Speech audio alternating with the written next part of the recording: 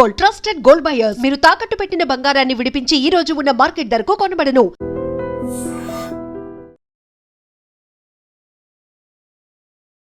Maharashtra assembly ఎన్నికలు కాదు జరిగింది. మహారాష్ట్రలో లోకల్ బాడీ ఎన్నికలు జరిగాయి. 29 కార్పొరేషన్లకి ఎన్నికలు జరిగితే 24లలో బీజేపీ గెలిచింది. మహాయూత్ వెళ్ళింది అనేది. బట్ అది ఆ రాష్ట్రానికి పరిమితమైంది కాదు. దాని గురించి మనం మాట్లాడుకోవాలి. సౌత్లో కూడా దాని కౌంటింగ్ టైం నుంచి గ్రాఫిక్స్ కానివ్వండి, డిబేట్లు కానివ్వండి. అండ్ బీజేపీ చేసిన ఆ స్ట్రాటజీని ప్రతి చోట క్రిటిసైజ్ చేశారు. ఎలా పార్టీలను స్ప్లిట్ చేస్తోంది, ఎలా ఏక్నాథ్ షిండేలను తయారు చేస్తుంది అనేది కూడా. మీరు కర్ణాటకలో ఒక టైంలో జేడీఎస్ అండ్ కాంగ్రెసే ఉండే, బీజేపీ లేకుండా 20 సంవత్సరాల ముందు. ఇప్పుడు చూడండి జేడీఎస్ ఎక్కడ ఉంది. పవర్ పాలిటిక్స్ మాత్రమే బీజేపీ చేస్తోంది. ఇప్పుడు దీన్ని సెలబ్రేట్ చేసుకోవాల్సినటువంటి పని ఏముంది అనే ఒక మాట ఉంది కదా. మహారాష్ట్రలో జరిగిన ఈ ఎన్నికల్లో ఈసారి చూస్తుంది ఏంటంటే డెవలప్మెంట్ మాకు కావాలని చెప్పి ప్రజలు ఓట్ చేస్తారు. దాంట్లో చాలా క్లారిటీ ఉంది. ఈసారి జరిగినటువంటి ఎలక్షన్స్లో హేట్రెడ్ దూరం అయిపోయింది. ఇంక్లూజివ్నెస్ అనేది వచ్చింది. అందరూ అందులో ఇంక్లూడ్ అయ్యారు. అదే ట్రూ మరాఠీ స్పిరిట్ని చూపించింది అనేది నిజమేనా? నేను పుట్టింది కేరళ, పెరిగింది తెలంగాణలో.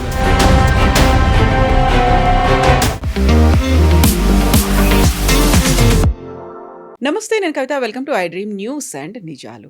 మహారాష్ట్ర లోకల్ బాడీ ఎన్నికల్లో ఠాక్రే కుటుంబ సభ్యులు ఏకమైనప్పటికీ ఓటమి మాత్రం తప్పలేదు. దాదాపుగా 30 ఏళ్ల తర్వాత బృహన్ ముంబై కార్పొరేషన్ని బీజేపీ గెలుచుకుంది. At the same time MIM కూడా తనకున్నటువంటి పట్టుని, మంచి ఫలితాల్ని ఎంఐఎం అక్కడ సాధించింది. యాక్చువల్గా మహారాష్ట్ర లోకల్ బాడీ ఎన్నికల గురించి మనం ఎందుకు మాట్లాడుకోవాలి? మనతో పాటుగా ఉన్నారు సీనియర్ జర్నలిస్ట్ సురేష్ కొచ్చతిల్ గారు. సార్ నమస్తే. సో మహారాష్ట్ర అసెంబ్లీ ఎన్నికలు కాదు జరిగింది. మహారాష్ట్రలో లోకల్ బాడీ ఎన్నికలు జరిగాయి. 29 కార్పొరేషన్లకి ఎన్నికలు జరిగితే 24లలో బీజేపీ గెలిచింది. మహాయూత్ వెళ్ళింది అనేది. బట్ అది ఆ రాష్ట్రానికి పరిమితమైంది కాదు. దాని గురించి మనం ఎందుకు మాట్లాడుకోవాలి? సౌత్లో కూడా మీరు చూసుంటారు, నిన్న ప్రతి నేషనల్ ఛానల్లో నిన్న పొద్దున్న నుంచి ఏదో ఒక అసెంబ్లీ నాకు అనిపించిన ఒకసారి లోక్సభ ఎలక్షన్ లాగానే దాని కౌంటింగ్ టైం నుంచి గ్రాఫిక్స్ కానివ్వండి, డిబేట్లు కానివ్వండి, ప్రతి నేషనల్ ఛానల్ హిందీ కానివ్వండి, ఇంగ్లీష్ కానివ్వండి, వీళ్ళందరూ మహారాష్ట్ర అర్బన్ ఎలక్షన్ అంటే మున్సిపల్ కార్పొరేషన్ ఎలక్షన్స్లో కవరేజ్ నిన్న చేశారు. 29 కార్పొరేషన్ మీరు చెప్పినట్లు దాంట్లోకి ఎన్నికలు జరిగాయి. దాంట్లో అన్నిటికంటే prestigious Brihan Mumbai municipal corporation. Brihan Mumbai municipal corporation ఎందుకు ఇంత ప్రెస్టీజ్ అంటే, ఒకటి వాళ్ళ బడ్జెట్ 73,000 కోట్ల దాకా ఉంది. ఈ సంవత్సరం బహుశా దాని కూడా ఎక్కువ కావచ్చు. ఎందుకంటే వాళ్ళ దగ్గర ఇప్పుడు దాకా ఎలక్టెడ్ కార్పొరేటర్స్ లేదని చెప్పి సెంట్రల్ గవర్నమెంట్ కొంచెం ఫండ్స్ ఆపి పెడతారు ఎప్పుడైనా. ఇక్కడ కూడా అదే జరిగింది. పంచాయత్లో సర్పంచులు లేరు, అది లేరు అని చెప్పేసి చాలా మటుకు ఫండ్స్ ఆపి పెట్టారు. ఇప్పుడు జరగబోతుంది అక్కడ ఒక కొత్త మార్పు తీసుకొస్తున్నా అని చెప్పి బీజేపీ దేవేంద్ర ఫడ్నవీస్ గారు నిన్న ఒక మీటింగ్లో దీని గురించి మాట్లాడారు. మనందరూ చెప్తున్నాం ఈ శివసేన అంటే ఆల్మోస్ట్ ఒక 35 సంవత్సరాల దాకా వాళ్ళ పట్టు ఉండే దీని మీద. దాంట్లో లాస్ట్ 20 సంవత్సరాలు బీజేపీ వాళ్ళ తోడున్నారు. కానీ బిర్హన్ ముంబై మున్సిపల్ కార్పొరేషన్ బీజేపీకి ఎప్పుడు ఒక ప్రెస్టీజ్ ఇష్యూగా మిగిలిపోయింది. సో దానికి స్టెప్ బై స్టెప్ వీళ్ళు ఒక స్ట్రాటజీ అడాప్ట్ చేశారు బీజేపీ. అఖిలేష్ యాదవ్ గారు చెప్పినట్ల బీజేపీని ఓడించాలంటే బీజేపీ లాగా పనిచేయండి అని చెప్పేసి నేను ఒక స్టేట్మెంట్ ఇచ్చారు ఆయన. ఇప్పుడు ఏం చేశారంటే ఫస్ట్ వాళ్ళకి అర్థమైపోయింది ఆన్ దేర్ ఓన్ వాళ్ళు ఎలక్షన్ గెలవలేరు. మీరు మర్చిపోండి, లోకల్ బాడీ ఏదైనా పక్కన పెడితే కూడా మహారాష్ట్రలో ఏ ఎలక్షన్ గెలవాలంటే అక్కడున్న శివసేన పార్టీని ఫస్ట్ బ్రేక్ చేయాల్సి వస్తుంది. ఎందుకంటే లాస్ట్ 50 సంవత్సరాల దాకా ముందు ఇండిపెండెన్స్ నుంచి మీరు తీసుకుంటే ఆల్మోస్ట్ టిల్ 2014 దానికన్నా ముందు కూడా పెట్టుకోవచ్చు, 1995 దాకా కాంగ్రెస్ పట్టుండే. అక్కడ వసుంధరా పాటిల్, విలాసరావు దేశ్ముఖ్, శివరాజ్ పాటిల్, వైబీ చవాన్, ఏఆర్ అంతులే, ఇట్లాంటి పెద్ద పెద్ద tall leaders. Congress complete Maharashtra అంటే కాంగ్రెస్ చేతిలో. అదే టైంలో బాలాసాహెబ్ ఠాక్రే ఆయన శివసేనని తీసుకొచ్చారు. ఆయన ఐడెంటిటీ ఆఫ్ మరాఠీ పాలిటిక్స్ తీసుకొచ్చారు. దాని తర్వాత ఒక 10 సంవత్సరాల తర్వాత ఆయన కూడా హిందుత్వ వైపు వెళ్ళిపోయారు అండ్ టోటలీ ప్రో హిందుత్వ అయిపోయారు. మోదీ గారి కన్నా కట్టర్ హిందూ అయిపోయారు. ఈ టైంలో బీజేపీకి ఒక స్ట్రాటజీ ఏమైతే అర్థమైందంటే, అది బేసిక్లీ అద్వానీ టైం నుంచి మురళీ మనోహర్ జోషి గారి టైం నుంచి మారి మోదీ గారి టైంకి వచ్చినప్పుడు బీజేపీకి ఒక స్ట్రాటజీ అర్థమై, మహారాష్ట్ర ఒకరోజు పరిపాలించాలంటే శివసేన అనే పార్టీని బ్రేక్ చేయాలి ఒకటి. రెండోది కాంగ్రెస్ అనే పార్టీని అక్కడ లేకుండా చేయాలి ఒకటి. ఇది ఎట్లా చేశారంటే, ఒకటి షిండేని స్ప్లిట్ చేశారు, మనకు తెలిసిందే ఈ స్టోరీ. దానికన్నా ముందు అజిత్ పవార్తో ట్రై చేశారు, మీకు గుర్తుంటుంది. ఒక వారం కూడా ఉండేది, ఆ గవర్నమెంట్ పడిపోయింది. అది దాంట్లో దేవేందర్ ఫడ్నవీస్ గారికి పెద్ద ఒక బ్లాక్ మార్క్ నేషనల్ లెవెల్లో పడ్డది ఆయన మీద. ఎందుకంటే బీజేపీ ఎప్పుడు చేయని పని అది ఆ రోజు చేశారు, చేయకూడదు యాక్చువల్లీ, చాలా తప్పు చేశారు. గోవాలో ఒకసారి చేశారు, కానీ that was a different ball game altogether. ఇప్పుడు ఈ జరిగిన దాంట్లో మీరు చూస్తున్నారు, బృహన్ ముంబై కార్పొరేషన్లో కూడా ముంబైలో ఉన్న ప్రజలు, చుట్టుపక్కల ఉన్న మిగతా కార్పొరేషన్లు కూడా, పన్వేల్, మీరా భాయండర్, నవీ ముంబై, థానే, ఈ అన్ని ప్లేసెస్లో except Thane where originally Shinde గారు కాన్స్టిట్యూన్సీ, అది ఆయన పట్టు, అక్కడ మిగతా మూడిట్లో కూడా బీజేపీ గెలిచారు. అది కాకుండా Pune, which is a Sharad Pawar, Ajit Pawar, ఏం చెప్తారు, వాళ్ళు లేకుండా అక్కడ ఏం చేయలేరు మీరు. Pimpri Chinchwad and Pune. Pimpri Chinchwad is industrial area పూణేది, అండ్ పూణే మున్సిపల్ కార్పొరేషన్. ఇది రెండు కూడా బీజేపీ గెలిచారు. నాట్ ఈవెన్ షిండే కూడా లేరు అక్కడ, బీజేపీ గెలిచారు అనమాట. సో బీజేపీ ఏం చేశారంటే, ఒక స్టెప్ బై స్టెప్ ప్రాసెస్లో వీళ్ళు ఫస్ట్ షిండేని స్ప్లిట్ చేసి వాళ్ళ వైపు తీసుకొచ్చి ఆయన ఉప ముఖ్యమంత్రి చేసేసారు. ఫడ్నవీస్ గారు అసలు ముఖ్యమంత్రి చేశారు, ఫడ్నవీస్ గారు ఉప ముఖ్యమంత్రిగా అయిపోయారు. అది చాలా పెద్ద ఆయన ఎట్లా అగ్రీ చేశారో తెలియట్లేదు ఆ టైంలో. కానీ అంత సీనియర్ మనిషిని కూడా ఆల్మోస్ట్, ఎందుకంటే 24 సంవత్సరాలు ఆయన పాలిటిక్స్లో వచ్చారు. వాళ్ళ ఫాదర్ ఏమో ఒక ఆర్ఎస్ఎస్ ప్రచారకగా ఉండి నాగ్పూర్ నుంచి ఆయన ఒక వార్డు మెంబర్గా గెలిచిన మనిషి ఆయన. సో అంత ఆ ఫ్యామిలీకి అంత పెద్ద లాయల్టీ ఉంది ఆర్ఎస్ఎస్తో. కానీ ఈయన అంత ఆర్ఎస్ఎస్ మనిషి కాదు, కానీ హీ వాజ్ స్టిల్ శాఖా పర్సన్. అండ్ బీజేపీ చేసిన ఆ స్ట్రాటజీని ప్రతి చోట క్రిటిసైజ్ చేశారు, ఎలా పార్టీలను స్ప్లిట్ చేస్తోంది, ఎలా ఏక్నాథ్ షిండేలను తయారు చేస్తుంది అనేది కూడా. మీరు కర్ణాటకలో ఒక టైంలో జేడిఎస్ అండ్ కాంగ్రెసే ఉండే, బీజేపీ లేకుండా 20 సంవత్సరాల ముందు. ఇప్పుడు చూడండి జేడిఎస్ ఎక్కడున్నారు ఇప్పుడు. ఒక మండ్యా పార్టీ నుంచి నాన్ మండ్యా పార్టీ అయిపోయారు. ఇప్పుడు కుమారస్వామిని యూనియన్ గవర్నమెంట్లో తీసుకెళ్లారు, దేవగౌడ్ని పార్లమెంట్లో కూర్చోబెట్టారు, రాజ్యసభలో, అంతే సంగతి. Today JDS is nowhere. ఇప్పుడు వాళ్ళకి తెలిసింది, ఇప్పుడేమంటున్నారు, మేము ఒంటరిగా పోటీ చేస్తాం అది ఇది అంటున్నారు. కానీ వాళ్ళకి తెలుసు వాళ్ళ టైం అయిపోయింది. ఇదే స్ట్రాటజీ వాళ్ళు చాలా స్టేట్స్లో అడాప్ట్ చేశారు. సో మెయిన్లీ మహారాష్ట్ర చూసుకుందాం, ఎందుకంటే ఇప్పుడు అదే కదా హాట్ టాపిక్ నడుస్తుంది. మిగతా ఏం చేశారంటే, కాంగ్రెస్ లీడర్స్ని కూడా వీరు స్ప్లిట్ చేశారు. ఫస్ట్ ఎన్సీపీ అనేది కాంగ్రెస్ నుంచి స్ప్లిట్ వచ్చిన party, Nationalist Congress party, Sharad Pawar. దాంట్లో ముగ్గురు పవర్ సెంటర్స్ ఉండే, శరద్ పవార్ గారు, అజిత్ పవార్ అండ్ సుప్రియా సులే, వీళ్ళు కజిన్స్ ఇద్దరు. ఈ శరద్ పవార్ ఆల్మోస్ట్ ఆయన లైఫ్ ఫినిష్ అయ్యే స్టేజ్కి వచ్చేదాకా ఇప్పుడు ఆయన ఏమనుకున్నారంటే, నా వారసత్వం ఎవరికి వెళ్తుందని చెప్పి ఒక పెద్ద డిబేట్ నడుస్తున్నప్పుడు అజిత్ పవార్ని బీజేపీ స్ప్లిట్ చేసి అటువైపు తీసుకెళ్ళిపోయారు.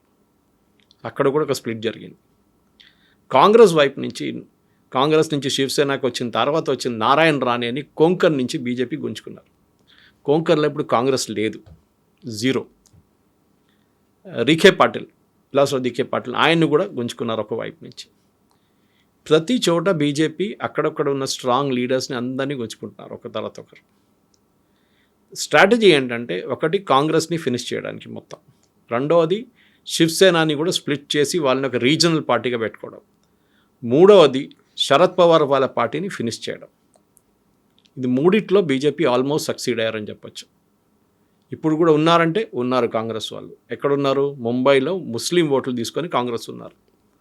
లాతూర్లో గెలిచిన క్రెడిట్ రాహుల్ గాంధీకి వెళ్ళదు, ఎవరికి వెళ్ళదు. That purely stays with the Deshmukh family. Vilasrao Deshmukh ఆ టైంలో ఉన్న దానికనే ఆయనకే అంత ఉంటుంది. అమిత్ దేశ్ముఖ్ ఇప్పుడు పార్టీని చూసుకుంటున్నారు, ఆయన క్రెడిట్లో వస్తుంది. కాంగ్రెస్ పార్టీకి ఏ పరిస్థితుల్లో కూడా వాళ్ళ క్రెడిట్ లేదు దీనికి. అదే టైంలో ముస్లిం ఓట్ని కాంగ్రెస్ ఓపెన్గా అక్నాలెడ్జ్ చేశారు, మాకు ముస్లిం ఓట్లు చాలు. ఇది even Uddhav Thackeray did a mistake, ఆయన కూడా ఈ తప్పు చేశారు. ఏంటి, హిందువులు గౌమూత్ర తాగుతున్నారు, హిందువులు అది చేస్తారని చెప్పాం, కానీ హిందువులు అందరు కలిసి వ్యతిరేకంగా ఓటేయడం మొదలుపెట్టారు. దాని తర్వాత వర్స్ థింగ్స్, ఆయన కజిన్ వెళ్ళి మళ్ళీ ఇదే పని చేశాడు, ఏదో ఉద్ధవ్ ఠాక్రే ఇదే చెప్పిన డైలాగ్ని అదే వైపు నుంచి రాజ్ ఠాక్రే కొట్టి హిందూ వ్యతిరేకంగా, అది కాకుండా లుంగి పొంగి రస్మలై ఇదన్నీ చెప్పి హిందువుల అక్కడున్న సౌత్ ఇండియన్స్ వ్యతిరేకంగా మాట్లాడడం మొదలుపెట్టి, ఈవెన్ నార్త్ ఇండియన్స్ కూడా. అప్పుడేమైంది, మొత్తం పార్టీ మారిపోయింది. మొత్తం అందరు కలిసి south Indians, north Indians, Gujaratis, ఈ 3 కమ్యూనిటీస్ మీరు చూస్తే నిన్న అనాలిసిస్లో కూడా హోల్సేల్గా బీజేపీకి ఓటేశారు. కాకుండా బీజేపీకి ఓటేయడం అనేది యాక్చువల్‌గా బీజేపీకి ఉండేటువంటి ఐడియాలజీని ఎప్పుడో డీవియేట్ అయిపోయింది. దాని నుంచి డైవర్ట్ అయిపోయింది. అంటే పార్టీలను చీల్చడం కాదు, గ్రూపుల్ని ఎంకరేజ్ చేస్తోంది. ఎవరైతే వాళ్ళతో ఉంటారో ఫ్యామిలీలని స్ప్లిట్ చేయడం, ఇవన్నీ చేయడం అనేది కోర్ బీజేపీ ఐడియాలజీ ఏదైతే ఉందో అదంతా ఎప్పుడో పోయింది. కేవలం పవర్ పాలిటిక్స్ మాత్రమే బీజేపీ చేస్తోంది. ఇప్పుడు దీన్ని సెలబ్రేట్ చేసుకోవాల్సినటువంటి పని ఏముంది అనే ఒక మాట ఉంది కదా! పార్టీ విత్ డిఫరెన్స్ అని చెప్పి వచ్చారు బీజేపీ ఫస్ట్. హ్మ్. కానీ వాళ్ళకు కూడా తెలిసిపోయింది కొన్ని చోట్లలో పార్టీ విత్ డిఫరెన్స్ ఉండలేరు వాళ్ళని చెప్పి. వాళ్ళు ముందుకు రావాలంటే, వాళ్ళు పెరగాలంటే డెఫినెట్గా ఇట్లాంటి పాలిటిక్స్ ఆడాలని వాళ్ళకి చాలా క్లియర్గా తెలిసిపోయింది. ఇప్పుడు మీరు జేడీయూ చూడండి బీహార్లో, అక్కడ బీజేపీకి ఎక్కువ సీట్లు వచ్చినా కానీ నితీష్ కుమార్నే ముఖ్యమంత్రిగా పెట్టుకుంటారు. ఆయన బహుశా ఇంకొక టర్మ్ ఉంటారు మ్యాక్సిమం, దాని తర్వాత ఆయన ఉండరు, పార్టీ కూడా ఉండదు. బీజేపీ హోల్సేల్గా టేక్ ఓవర్ చేసుకుంటారు బీహార్లో కూడా. చిరాగ్ పాస్వాన్ని నెంబర్ 2గా పెట్టుకొని ఆయన్ని ఎంకరేజ్ చేస్తారు. ఇది ప్రతి చోట్ల చేస్తుంది. ఎందుకంటే బీజేపీ ఒక టైంలో 184 సీట్లు పడిన బీజేపీ లోక్సభలో అద్వానీ గారి టైం నుంచి 2014 వచ్చేదాకా వాళ్ళ ఓన్ మెజారిటీ వచ్చి, దాని తర్వాత నెక్స్ట్ టైం 2019 కూడా వాళ్ళ ఓన్ మెజారిటీ 300 సీట్ల కన్నా ఎక్కువ తీసుకున్న పార్టీకి ఇప్పుడు తెలిసిపోయింది ఏంటంటే 2-3 స్టేట్స్ ఉన్నాయి వాళ్ళు గ్రో కావాలంటే, చాలా పెద్ద స్టేట్స్. ఒకటి మహారాష్ట్ర, ఒకటి ఉత్తరప్రదేశ్. లాస్ట్ టైం ఈ రిజల్ట్లో 240 వచ్చిన ఆగిన మెయిన్ రీజన్ ఈ 2 స్టేట్లలో బీజేపీ కౌంట్ పడిపోయింది, సీట్లు తక్కువ పడ్డది అక్కడ. ఈసారి వాళ్ళకి చాలా క్లియర్గా తెలిసిపోయింది మహారాష్ట్రలో కంప్లీట్గా డామినేట్ చేయాలంటే శివసేన, నేను చెప్పినట్లు శివసేనాని ఫినిష్ చేసేసేయాలి. ఒకటి వాళ్ళ వైపు ఉన్న వాళ్ళ ఓట్లు తీసుకొచ్చేసేయాలి. అది కాకుండా కాంగ్రెస్ని ఎక్కడా లేకుండా అక్కడ దిక్కు లేకుండా చేసేసేయాలి. మూడవది ఫ్రెండ్లీగా ఉన్న పార్టీస్ని తర్వాత మన వైపు తీసుకురావాలని చెప్పి అది కూడా వాళ్ళు చేస్తున్నారు. కాంగ్రెస్ లీడర్స్ని అందరూ గుంజుకున్నారు. ఇప్పుడు జరుగుతుంది అదే. ఇప్పుడు మీరు అనలైజ్ చేస్తే మీరు నాగ్పూర్ తీసుకోండి, 3వ బీజేపీ రిటైన్ చేయడం, హోల్సేల్గా రిటైన్ చేసుకున్నారు. కానీ దీనికన్నా ముందు జరిగిన ఒక ఎలక్షన్లో నాగ్పూర్ నుంచి బీజేపీ అసెంబ్లీలోనూ లోక్సభ నాకు గుర్తులేదు కానీ ఓడిపోయారు అక్కడి నుంచి. మీరు క్వశ్చన్ ప్రశ్న అడగొచ్చు, అట్లా జరిగింది, ఇది ఎట్లా జరుగుతుంది అనేది. లోకల్ బాడీ ఎలక్షన్స్ అనే లోకల్ ఇష్యూస్ మీద ఉంటుంది, డ్రైనేజ్ కానీ, నీళ్ళు కానీ, ఎలక్ట్రిసిటీ సప్లై కానీ. ఎందుకంటే ముంబైలో మీరు చూస్తుంటే స్పెసిఫిక్లీ ముంబైలో అక్కడ చాలా మటుకు మాస్ ట్రాన్సిట్ వాళ్ళ చాలా పెద్ద ప్రాబ్లం. ఒక చోట నుంచి ఒక చోటుకి వెళ్ళాలంటే లోకల్ ట్రైన్ మీద డిపెండ్ అవుతారు వాళ్ళు, బీఎస్టీ బస్సెస్ మీద డిపెండ్ అవుతారు. అక్కడ నడిపిస్తుంది, ఇదన్నీ నడిపిస్తుంది, ఎస్పెషల్లీ బీఎస్టీ బస్సెస్ కానివ్వండి, మిగతా రోడ్ ఇన్ఫ్రాస్ట్రక్చర్ అంతా మున్సిపల్ కార్పొరేషన్ నడిపిస్తారు. మిర్హన్ ముంబై వాళ్ళకి 4 మెడికల్ కాలేజెస్ ఉన్నాయి. చెప్పండి భారతదేశంలో ఎక్కడైనా ఏ మున్సిపల్ కార్పొరేషన్ అయినా మెడికల్ కాలేజ్ నడిపిస్తారా? వాళ్ళకుంది. అది కాకుండా 6 మెడికల్ హాస్పిటల్స్ ఉన్నాయి, 4 స్పెషలైజ్డ్ హాస్పిటల్స్ ఉన్నాయి. ఇదన్నీ నడిపిస్తున్నప్పుడు న్యాచురల్లీ మీ ప్రెజెన్స్ ఆ గ్రౌండ్ లెవెల్ దాకా వెళ్తుంది. కవిత గారు, మీరు ఇంపాక్ట్ క్రియేట్ చేయగలుగుతారు. ఇక్కడ ఏంటి మన దగ్గర ఏంటి మ్యాక్సిమం వాడు రోడ్డు బాగాలేదు, నీళ్ళు రావట్లేదు, కరెంట్ సరఫరా బాగాలేకుంటే వాడు ట్రాన్స్కో చెప్తాడు, లేకుంటే నీళ్ళు రాకపోతే సివరేజ్ ప్రాబ్లం ఉంటే హైదరాబాద్ మెట్రో అంటారు. వాళ్ళ రెస్పాన్సిబిలిటీ ఏం లేదు జిహెచ్ఎంసీకి. ఈవెన్ మీరు మా ఇంటి పక్కన పేమెంట్ మొత్తం చేసేసారు, కబ్జా చేశారంటే కూడా వాళ్ళు ఇంకెవరో తల మీద పెట్టేస్తారు, అది ట్రాఫిక్ పోలీసు వాళ్ళ మీద పెట్టేస్తారు, రెస్పాన్సిబిలిటీ లేదు. సో మహారాష్ట్రలో జరిగిన ఈ ఎన్నికల్లో ఈసారి చూస్తున్న ఏంటంటే డెవలప్మెంట్ మాకు కావాలని చెప్పి ప్రజలు ఓటేశారు. దాంట్లో చాలా క్లారిటీ ఉంది దాంట్లో. ఎందుకంటే లేకుంటే ఎప్పుడో మరాఠా ఓట్సే గెలవాలి కదా బొంబాయిలో, కాదు వాళ్ళకు కూడా వచ్చినాయి అనుకోండి, 60+ సీట్లు వచ్చాయి, 69 దాకా వచ్చింది. కానీ ద అదర్స్ ఆర్ ఓటెడ్, మిగతా వాళ్ళు 227 సీట్లు, మిగతా ఓట్లు అందరూ అగేన్స్ట్ పోయిందన్నమాట వాళ్ళు. Coastal road, Mumbai metro, bullet train, అది కాకుండా అక్కడున్న మిగతా రోడ్ ఇన్ఫ్రాస్ట్రక్చర్ని డెవలప్ చేయడం, ఇంప్రూవ్ చేయడంలో కూడా చాలా మట్టుకు వీళ్ళు లాస్ట్ 2-3 సంవత్సరాల నుంచి డెఫినెట్గా పనిచేస్తారు, లేదని చెప్పలేము. షిండే గారు నిన్న కూడా విన్నారు, నెక్స్ట్ ఏప్రిల్ దాకా మొత్తం ముంబై రోడ్లు మ్యాక్సిమం కాంక్రిటైజ్ చేసేస్తాం, సో దాని తర్వాత మీకు పాట్ హోల్ ప్రాబ్లం ఉండదు. కానీ ముంబై లాంటి ఒక సిటీలో ఎందుకంటే అట్లా గ్రో అవుతుంది, అది చాలా మటుకు సబర్బ్స్ దాకా వెళ్ళిపోయారు, సబర్బ్స్ నుంచి ఇంకా బయటికి వెళ్ళిపోయారు. డెవలప్మెంట్ అనేది చాలా ఇంపార్టెంట్. ఇప్పుడు మన దగ్గర కూడా అడగొచ్చు, మనం జిహెచ్ఎంసీలో మనం ఏం తప్పు చేస్తున్నాం. అదే టైంలో మిగతా సిటీస్లో నా we to go to Pune అనేది ఇంకా ముందు కూడా చెప్పాను, అది పవర్ ఫ్యామిలీ ఇది ఉండే, కంప్లీట్ వాళ్ళ పట్టు ఉండే, అక్కడ కంప్లీట్ ఎట్లా వైప్అవుట్ అయిపోయారు. ఇప్పుడు కూడా నేను ఐ కెనాట్ మేక్అవుట్. నేను ఇక్కడ పూణేలో ఉన్న కొంతమంది ఫ్రెండ్స్ దగ్గర అడిగాను, ఎంత కోపమా పవర్ ఫ్యామిలీ వ్యతిరేకంగా? కాదు, వాళ్ళు ఏమంటున్నారంటే మాకు డెవలప్మెంట్ కావాలి. వాళ్ళకి తెలిసిపోయింది Modi Fadnavis and next local level corporate వీళ్ళు ముగ్గురు కలిస్తే మా డెవలప్మెంట్ జరుగుతుంది. అందుకే ఇప్పుడు ట్రిపుల్ ఇంజన్ సర్కార్ అనేది వచ్చింది ఎగ్జాక్ట్లీ. అన్నమాట. నేను ఇవాళ వస్తే ముందు ఒక వీడియో చూస్తున్నాను. బెంగళూరులో నడుస్తున్న మెట్రో వర్క్ ఆగిపోయింది. ల్యాండ్ అక్విజిషన్, ల్యాండ్ కబ్జా, చాలా ఇష్యూస్ ఉన్నాయి. స్టేట్ గవర్నమెంట్కి ఇంట్రెస్ట్ లేదు, కానీ దాంట్లో సెంట్రల్ గవర్నమెంట్ చిన్న స్టేక్ ఉంది. సో మొన్న మోదీ గారు ప్రగతి మీటింగ్ పెట్టినప్పుడు ఈ ప్రశ్నలు అడిగారంట, ఇది ఎందుకు ఇట్లా జరుగుతుంది, ఎందుకు ఈ ప్రాజెక్ట్ మూవ్ కావట్లేదు. 2023లో ఫినిష్ కావాల్సిన ప్రాజెక్ట్ ఇవాళ 2026కి వచ్చినా కూడా ఫినిష్ కావట్లేదు. Which basically connecting Bengaluru main station to airport కాలేదు ఇప్పుడు దాకా. ఎందుకని అడిగితే చాలా రీజన్స్ చెప్తున్నారు. అదే ప్యారలల్ ఎగ్జాంపుల్ మీకు కోట్ చేస్తాను నేను. నవీ ముంబై ఇంటర్నేషనల్ ఎయిర్పోర్ట్ 1997లో అప్రూవల్ వచ్చింది. 1997లో అప్పుడున్న గవర్నమెంట్ అప్రూవ్ చేశారు. తర్వాత మన్మోహన్ సింగ్ గవర్నమెంట్ దానికి బడ్జెట్ కేటాయించారు. కానీ 2015 దాకా ఒక్క ఇటుక కూడా జరగలేదు. మార్చి ఇక్కడ పెట్టలేదు. మోదీ గవర్నమెంట్ ప్రగతి కింద రివ్యూ చేసినప్పుడు ఫస్ట్ టైం రివ్యూ చెప్పిన హీ వాజ్ షాక్డ్. ఎందుకు అడిగితే ల్యాండ్ అక్విజిషన్ ఇష్యూస్, చిన్న చిన్న ఇష్యూస్. కానీ స్టేట్ గవర్నమెంట్ పుష్ చేయడానికి ఎవరు లేరు. పుష్ చేశారు. 10 సంవత్సరాల కొత్త ఎయిర్పోర్ట్ కట్టారు, ఇనాగ్రేట్ చేసేసారు, మొన్న అయిపోయింది. ఇప్పుడు చెప్పండి, నవీ ముంబై ప్రజలు ఎవరు కోటేస్తారు? న్యాచురల్లీ వాళ్ళు బీజేపీకి ఓటేస్తారు ఈసారి. పన్వేల్ వాళ్ళు అనుకుంటారు రేపు మాకు కూడా కావాలి కదా ఇట్లా అని, ఏదైనా ఎయిర్పోర్ట్ కాదు మిగతా మాకు సదుపాయాలు కావాలి కదా అని వాళ్ళు కూడా ఓటేస్తారు. సో మీరు దాని మీద కాన్సన్ట్రేట్ చేయండి. డెవలప్మెంట్ నేను ఇప్పుడు కూడా చెప్తాను కవిత గారు, ప్రాపర్టీ ట్యాక్స్ 4,000 రూపాయలు కడుతున్నాను ఇప్పుడు. నాకు 6,000 చేస్తే కూడా రేపు కడతాను, నాకు కెపాసిటీ ఉంది కట్టడానికి. కానీ నాకు మీరేమి ఇస్తారు కట్టడానికి? మీరు డిస్కౌంట్ ఇస్తున్నారు, ఎవడు కట్టలేదు వానికి డిస్కౌంట్ ఇస్తున్నారు. నేను కరెక్ట్ టైంలో కట్టిన నాకేం వస్తుంది? ఏం రావట్లేదు. So encouraging people to default. మీరు మీ ఆదాయం పెంచుకోండి, మీ ట్యాక్సెస్ పెంచుకోండి, మీ రెంట్లు పెంచుకోండి, మీ ప్రొఫెషనల్ ట్యాక్స్ పెంచుకోండి, ఏదైనా చేయండి. ఇది జిహెచ్ఎంసీ చేయాల్సింది. So I'm comparing everything with జిహెచ్ఎంసీలో. సో మహారాష్ట్రలో జరిగిన ఈ ఎలక్షన్లో చాలా మటుకు డెవలప్మెంట్ ఈజ్ ద కీ అని చాలా క్లియర్గా తెలిసిపోయింది. దాంట్లో ఇంకే ఎక్స్క్యూజ్ లేదు. ఇప్పుడు ప్రజలకు కావాల్సిన మోదీ గారు మాట్లాడుతున్నావు, కానీ రేవంత్ రెడ్డి గారు మాట్లాడుతున్నారు, అందరు ఇదే మాట్లాడుతున్నారు. ఇప్పుడు డెవలప్మెంట్ చేయాలి మనం అని చెప్పేసి. మీరు ప్రజలకి ఫ్రీబీస్ ఇవ్వాలనో ఎవరికి పేదోళ్ళకి ఇవ్వాలనో మీరు ఇవ్వండి, నో ప్రాబ్లం. కానీ ఇది టార్గెటెడ్గా ఉండాలి. ఇక్కడ ఉన్నదాకా తెలంగాణ ఉన్నలాగా రేషన్ కార్డులు ప్రజలకన్నా ఇక్కడున్న పాపులేషన్ కన్నా ఎక్కువ రేషన్ కార్డులు ఉంది ఇక్కడ. అది ఎట్లా జరుగుతుందో ఎవరికి తెలియదు. It's a fraud, big fraud. కానీ అది కాదు ఇక్కడ పాయింట్ ఇస్ డెవలప్మెంట్. మన ఇక్కడ నుంచి రోడ్డు మీద దిగగానే ట్రాఫిక్ పరిస్థితి ఏంటి? మీరు ఫైన్లు కలెక్ట్ చేస్తున్నారు, ఎవ్రీ కార్నర్లో పోలీసు వాళ్ళు నిలబడి పట్టుకుంటున్నారు. ఆ ఫైన్స్ ఎక్కడ పోతున్నాయి? స్టేట్ గవర్నమెంట్ కబ్జాలో దాంట్లో పడిపోతుంది, స్టేట్ గవర్నమెంట్ బకెట్లో పడిపోతుంది. అది ఎక్కడ పోతుందో ఎవరికి తెలియదు. దీనికన్నా ముందు చాలామంది కమిషనర్స్ ఉన్నప్పుడు, స్పెషల్లీ సుదీప్ లక్టా గారు ఉన్నప్పుడు నాకు గుర్తుంది, this amount was credited to traffic police. Okay, వాళ్ళు సిగ్నల్స్ ఇంప్రూవ్ చేయడంలో, ఐలాండ్స్, కిడ్నీ ఐలాండ్స్ కానీ మిగతా రౌండ్ అబౌట్స్ ఇంప్రూవ్ చేయడంలో వాళ్ళు ఆ ఫండ్స్ వాడుకున్నారు. అది చేయండి, ప్రజలు ఎప్పుడు నో అన్నారు. కానీ మీరు ఆ ఫండ్ తీసుకెళ్ళి స్టేట్ గవర్నమెంట్కి ఇచ్చేసి ఎక్కడ పోతుంది ఎవరికి తెలియదు.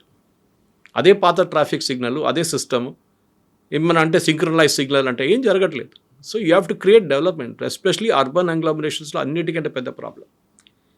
కానీ అన్నిటికంటే సర్ప్రైజింగ్ మీరు చెప్పిన దాంట్లో was Owaisi. Exactly. So almost 98 కార్పొరేషన్లలో వాటిని గెలుచుకుంది. ఐ థింక్ 104 అనుకుంటాను. పొద్దున్న ఫైనల్ ఫిగర్స్ ఇంకా రాలేదు. I just got the final figures. ఒకసారి అనలైజ్ చేయాల్సి వస్తుంది. చాలా ఇంపార్టెంట్ అంటే వై ఓవేసీ, ఎందుకు ఏఐఎంఎంకి ముస్లిమ్స్ ఓటేస్తున్నారు? మనం మిగతా వాళ్ళు మర్చిపోతాం. భివండి కానీ మిగతా ఏరియాస్లో ఎక్కడెక్కడ, సాంబాజీ నగర్ అక్కడ కూడా బీజేపీకి మెజారిటీ వచ్చింది, కానీ వీళ్ళకి చాలా మటు సీట్లు అక్కడ వచ్చినాయి. ఔరంగాబాద్ నుంచి ఒక టైంలో వారిస్ పతాన్ గారు గెలిచారు, మీకు గుర్తుంటుంది, ఏఐఎంఎం ఎంపీగా గెలిచారు. ఎందుకంటే కాంగ్రెస్ ట్రెడిషనల్లీ ముస్లిం ఓట్ మాదే, వీళ్ళు ఎక్కడికి వెళ్తారు అని చెప్పి ఒక కాంగ్రెస్కి ఒక ఇది ఉండే, అహంకారం ఉండే. ఎక్కడికి వెళ్తారు వీళ్ళు? మాకే ఓటేయాలి కదా. వీళ్ళు చూసుకోవాలంటే రేవంత్ రెడ్డి గారు చెప్పినట్టు కాంగ్రెస్ అయితే ముసల్మాన్ హే, ముసల్మాన్ అయితే కాంగ్రెస్ అయ్యారు. కానీ ఇప్పుడు వాళ్ళకి అర్థమైపోయింది అది కాదు, మాకు ఇంకొక ఆప్షన్ ఉంది, విచ్ ఇస్ ఓవేసీ. సరే, ఓవేసీ కాంగ్రెస్ కన్నా బాగా పనిచేస్తాడో దట్స్ అ డిఫరెంట్ థింగ్.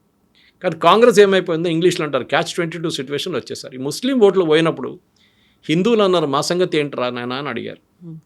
మీకు ముస్లిం ఓట్లు కావాలంటే మీరు ముస్లిం ఓట్లు తీసుకోండి, మా దగ్గర రాకండి అని కాంగ్రెస్ని వైపౌట్ చేసేసారు. సరే, ముంబైలో ఉన్న ముస్లిం పాకెట్స్ నుంచి చాలా సీట్లు వచ్చాయి, దాంట్లో డౌట్ లేదు. ఇన్ఫ్యాక్ట్ లాస్ట్ రిజల్ట్ డిక్లేర్ చేసిందో వాళ్ళు 7 ఓట్లతో గెలిచారు ఒక సీటు, 7 ఓట్స్. లేకుంటే బీజేపీకి 90 అయిపోతుండే వాళ్ళ పొద్దున. But the point is simple.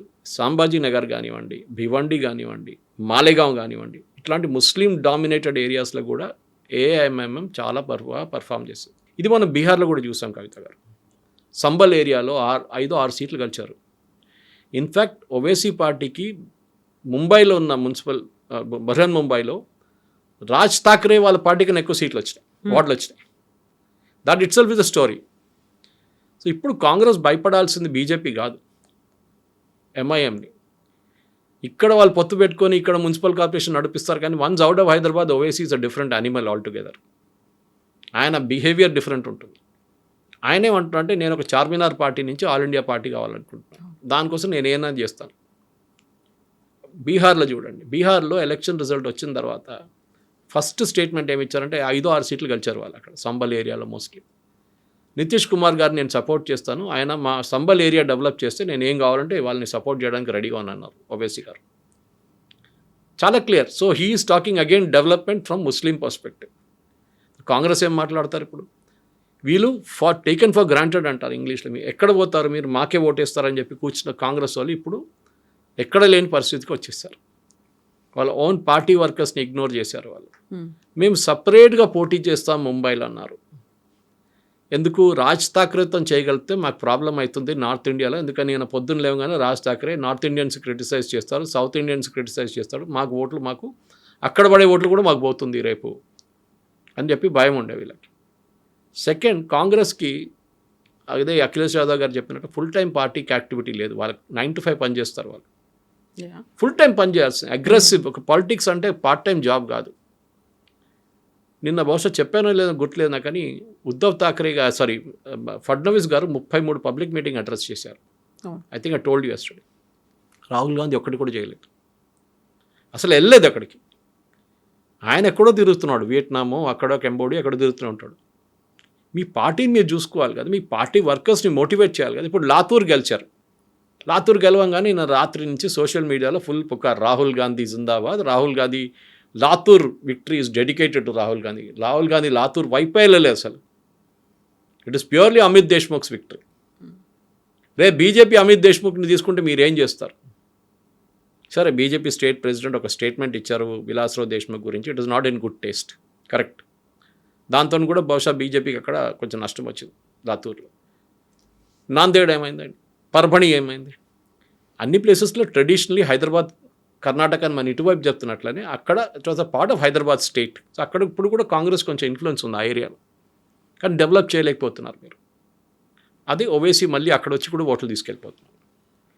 ఈ పరిస్థితుల్లో మహారాష్ట్రని రేపు, ఎందుకంటే ఇప్పుడైతే ఎలక్షన్లు ఏం లేవు అక్కడ, no Lok Sabha no assembly elections, కానీ రేపు రాబోయే 2029లో రాబోయే లోక్సభ ఎలక్షన్కి ఏం చేస్తారు మీరు? ఇక్కడ మళ్ళీ పాత సిస్టమ్కి వచ్చి పాత సిస్టమ్ లాగానే ఓట్లు తీసుకెళ్ళిపోతే దెన్ బీజేపీ మళ్ళీ ఈ 240 నుంచి 2090, 300 దాకా కూడా వెళ్ళొచ్చు. ఎందుకంటే యూపీలో కూడా వాళ్ళకి అదే ప్రాబ్లం ఉండే. అక్కడ యోగి ఆదిత్యనాథ్ గారు కోర్స్ కరెక్షన్ చేసుకున్నారు. ఇప్పుడు అక్కడ కూడా జూన్ 2027లో అక్కడ అసెంబ్లీ ఎలక్షన్స్ ఉంది, అక్కడ అదే స్ట్రాటజీ యూస్ చేస్తుంది.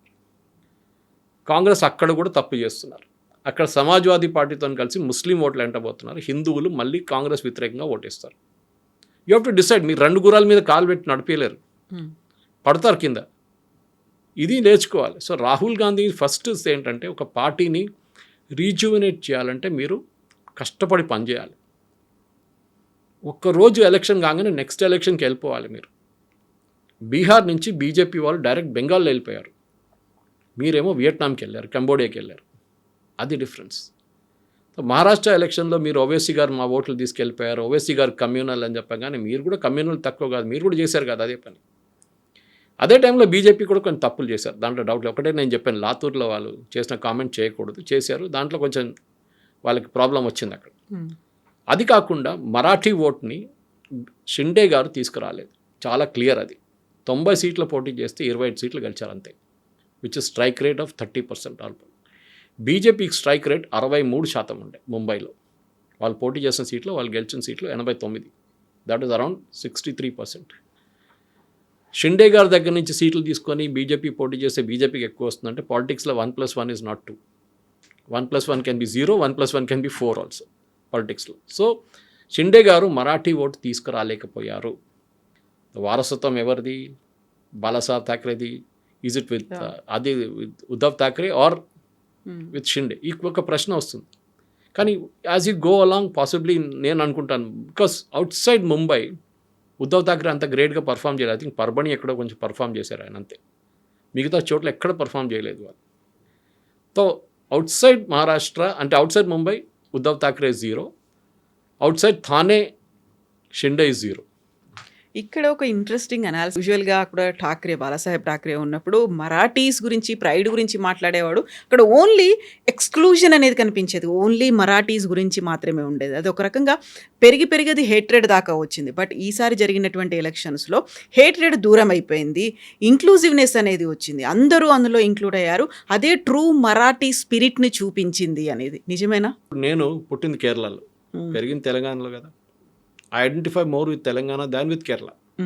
మన పుట్టిన ప్లేస్కి ఎప్పుడు లాయల్టీ ఉంటుంది, లేదని కాదు, అదొక మెమరీ లాగా ఉంటుంది ఎప్పుడు. అది మరాఠీ మానూస్ అని కాన్సెప్ట్ తీసుకొచ్చిన 70లో 80లో there was a reason for it. ఉద్యోగాలు లేవు. ఐఎమ్ నాట్ సెయింగ్ మరాఠీస్, కొంతమంది అంటారు ఇప్పుడు మహారాష్ట్రన్స్ కష్టపడి పనిచేయరు, అట్లేం లేదు, కష్టపడి పనిచేస్తారు వాళ్ళు కూడా. కానీ చాలా రీజన్స్ ఉంటుంది. ఇక్కడ కూడా అంతే కదా. నిన్న కూడా చూశాను నేను, ప్లంబర్స్ దొరకట్లేదు హైదరాబాద్లో అని చెప్పి, కానీ సాఫ్ట్వేర్ ఇంజనీర్స్ ఉంటారు. మన దగ్గర ప్రయారిటీస్ మారిపోయాయి. కేరళలో కూడా అంతే. కేరళలో Malayalis won't work there, and దుబాయ్కి వెళ్ళి పనిచేస్తారు బాగా, ఈవెన్ హైదరాబాద్కి వచ్చి కష్టపడి పనిచేస్తారు, కానీ అక్కడ పనిచేయరు. అక్కడ బెంగాలీ వాళ్ళు, బీహార్ వాళ్ళు వస్తారు. సో మీరు చెప్పిన ఈ మరాఠీ అస్మిత ఒకటి, మరాఠీ మానూస్ అని చెప్పి వీళ్ళ కాన్సెప్ట్ తీసుకొచ్చి సన్స్ ఆఫ్ సాయిల్, మా వాళ్ళకే ఉద్యోగం ఉండాలి, బీహార్ వాళ్ళకి కొట్టి పంపించేసేయండి. నార్త్ ఇండియన్స్ ఆటో ఎవడు నడుపుతాడు? అదే బీహార్ వాడు ఆటో నడుపుతాడు. కన్స్ట్రక్షన్ సైట్లో ఎవడు పనిచేస్తాడు? అదే యూపీ వాడో లేకుంటే అస్సాం వాడో లేక ఒడియా వాడో పనిచేస్తారు. So this problem is very simple.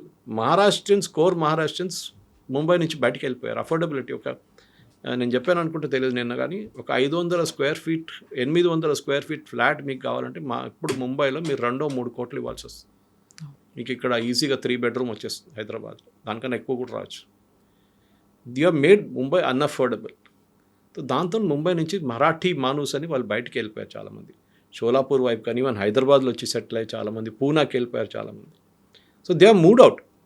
మీరు ముంబైని టోటలీ అన్అఫోర్డబుల్గా చేసేసారు. అది ఇప్పుడు కాదు, అది ఎప్పటి నుంచో ఒక రియల్ ఎస్టేట్ మాఫియా అక్కడ గేమ్ ఆడింది.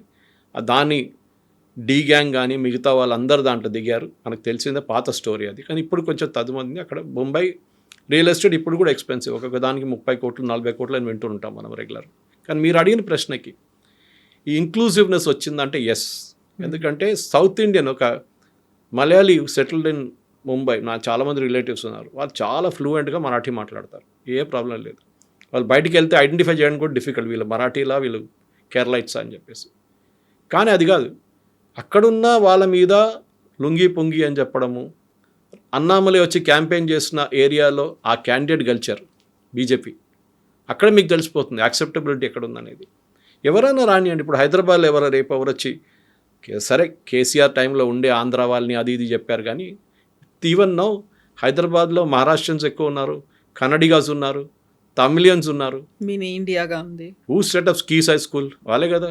మహబూబ్ కాలేజ్ ఎవరు సెటప్ చేశారు? తమిళియన్సే కదా, ముద్రియార్. ఇదన్నీ ఉన్నాయి. Even Deccan Chronicle news paper వాళ్ళదే ఉండే. ఇది అన్నీ చూసుకుంటే అన్ని కమ్యూనిటీస్ కాంట్రిబ్యూట్ చేశారు. కాచిగూడ ఏరియా అంతా మహారాష్ట్రన్ ఏరియా టోటల్. సో మనం ఇవాళ ఒక ఇంక్లూజివ్నెస్ చూసుకోవాలి. ఒక we are even talking of cross cultural marriages. ఒక నేషనల్ ఇంటిగ్రేషన్ అయిపోతుంది ఇప్పుడు. మన కమ్యూనిటీలో కాకుండా వితిన్ ఒక నార్త్ ఇండియన్ని పెళ్లి చేసుకోవడమో లేకుంటే బెంగాలీ, మరాఠీ, ఇది నార్మల్ అయిపోయింది ఇప్పుడు అక్కడ. I'm not talking religion, with in the community it self. ఇది చాలా మటుకు డిఫరెన్స్ వచ్చింది కవిత గారు. అండ్ ముంబై లాంటి place which is even now the safest place for a women. నేను ఇప్పుడు కూడా చెప్తాను, రాత్రి 2 గంటల 3 గంటలకు ఒక అమ్మాయి ముంబైలో ఒక ప్లేస్ నుంచి ఒక ప్లేస్కి వెళ్ళొచ్చు వితౌట్ ఎనీ ప్రాబ్లం. బహుశా హైదరాబాద్లో కూడా అంత సెక్యూర్ ఉండకపోవచ్చు, మేబీ ఇట్ ఇస్ చేంజ్డ్. కానీ ఆ ఒక ఇంక్లూజివ్నెస్ తీసుకొచ్చింది డెఫినెట్గా ఫడ్నవీస్ గారు ఈ ఎక్స్ప్లాయిట్ చేస్తున్నారు, దాన్ని తప్పులేదు. అండ్ అదే అంటున్నారు, నేను I'm keeping Mumbai safe for women, metro పెట్టాను, అది కాకుండా కోస్టల్ రోడ్, ఇది అన్ని డెవలప్మెంట్ స్కీమ్స్ తీసుకొచ్చారు. దాంతో ఏమైందంటే ముంబైని కొత్త అట్రాక్టివ్, లేకుంటే ముంబై అనగానే ఆ లోకల్ ట్రైన్ ఇమేజ్ వస్తుంది మీకు, పక్కన నిలబడితే మిమ్మల్ని ఎత్తుకెళ్ళిపోతారు లోకల్ ట్రైన్ లోపలికి. ఆ ఇమేజ్ నుంచి ఒక కొత్త ఇమేజ్ వస్తుంది ముంబైకి ఇప్పుడు. సరే ఇంకా చాలా పనులు ఉన్నాయి, the lot of work to be done. ఎందుకంటే వాళ్ళ దగ్గర ఉన్న మాస్ ట్రాన్సిట్ అన్నిటికంటే పెద్ద ప్రాబ్లం. వాళ్ళ దగ్గర ఉన్న ఇప్పుడున్న రోడ్లు, that is again a big problem. Garbage disposal, 10,000 metric tons garbage every day ముంబైలో జనరేట్ అవుతుంది. దాన్ని డిస్పోజ్ చేయడం అంత ఈజీ కాదు. And Mumbai is an island, ఒకవైపు సముద్రం ఒకవైపు కొండ. So you have to kind of expand only vertically or go out of the city.